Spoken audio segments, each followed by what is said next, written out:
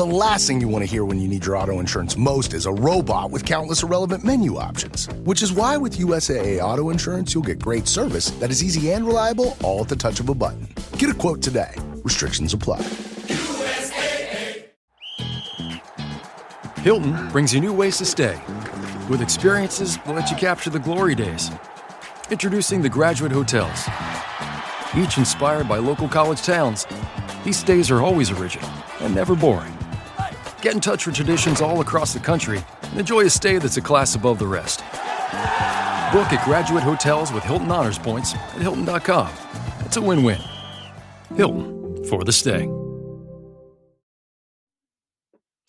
All right. Good afternoon, guys. Wherever you are, I've got Jake Sucoff coming on, and he's a digital marketer, and I'm really happy to have him on the show to discuss his insights. He's an entrepreneur, and he's also a podcast host, and I'm really happy to have him on and pick his brains. Jake, welcome.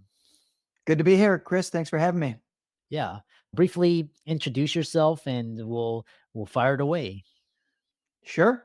My name is Jake Sucoff. I am a recovering financial professional. I spent a few years as an asset manager. It was pretty awful. I went into startups after that. I started a mobile marketing and loyalty rewards company called Text Savvy, which was my first foray into both entrepreneurship and marketing. And then after some years in various roles in tech and in agencies, I started to launch my own. I launched Patient Procure about 8 months ago. It is a full service marketing agency that focuses on the healthcare professionals. Yeah, interesting. And a lot of the audience are healthcare, they're doctors. And what marketing tactics are best for people specifically for healthcare?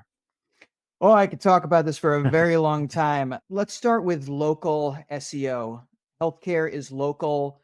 When anybody is Googling or searching for a practitioner, it is always chiropractor near me, gastroenterologist near me. So making sure that you have your local SEO put together, your Google My Business profile, it's optimized, you're doing updates, the information is correct, it's set up to receive phone calls, to receive messages, super important. Arguably the most important thing you can do, and probably the highest return on investment, because it really doesn't take that much time and effort to set up, and the returns are immense. And the other thing is talking about marketing tactics. As a growing healthcare practice, do doctors need to be on social media? Because they really have, to be honest, they have their time to be spent on patient and seeing patients. Do they need to be using social media? Oh man, what a great topic. The short answer is yes. The long answer is you got into healthcare to practice medicine. You did not get into healthcare to be in marketing. So I think there's a misconception around social media. It's great for brand building, and it's great for building trust, and it's great for creating a validation around the choice to work with a certain practitioner. Think of it as an opportunity to build trust outside of your office. But at the same time, a lot of the healthcare professionals that I work with, they believe that it's a very strong acquisition method. And unless you are one of the, I don't have a great name for it, docfluencer, medfluencer, unless you have millions of followers and you have a whole team pumping out content consistently, it's not really an acquisition strategy. So I think that it's table stakes these days, because once there's just unbelievable choice that every potential patient has. So you want to have something out there so that they can see who you are, what your ethos is about practicing medicine, and they can get to know you a bit better. But I would caution practitioners not to overemphasize social media, because it can really be a time suck. And again, back to return on investment, unless you are getting into a really good rhythm and you're publishing content and it's not taking a huge amount of your effort, it's gonna cost you a lot of time.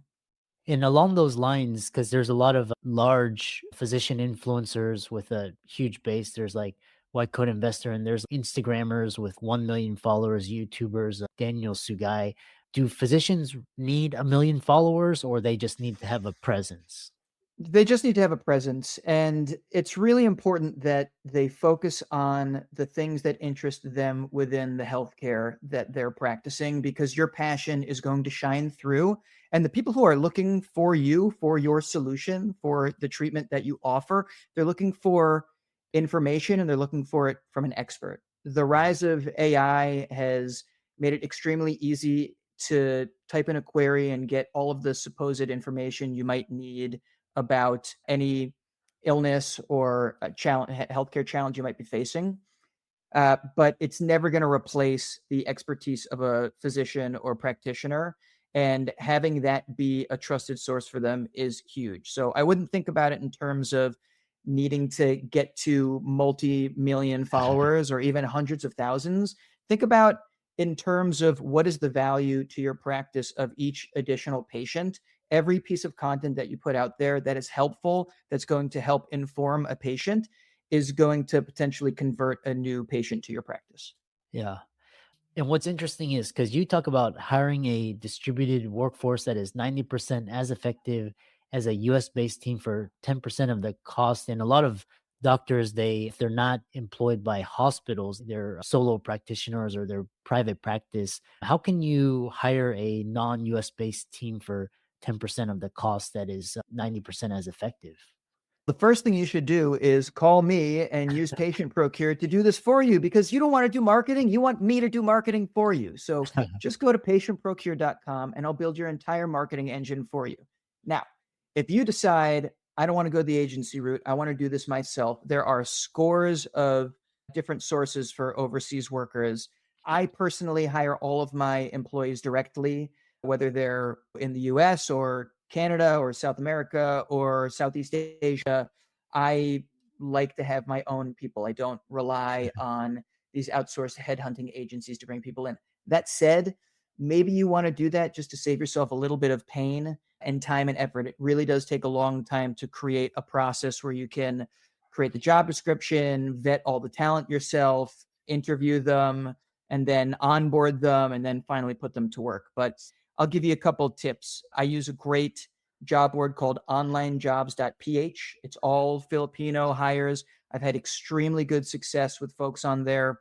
You could also just go to Upwork. You can go to LinkedIn. There's all sorts of places where you can find people. But like anything, there's a lot of, it's difficult to find the quality workers and it takes a lot of effort. And I have a whole system for sourcing and interviewing and vetting and hiring. So you should come to a trusted expert like myself. But again, if you feel like you have the bandwidth, start messaging some people on LinkedIn and you never know what might happen.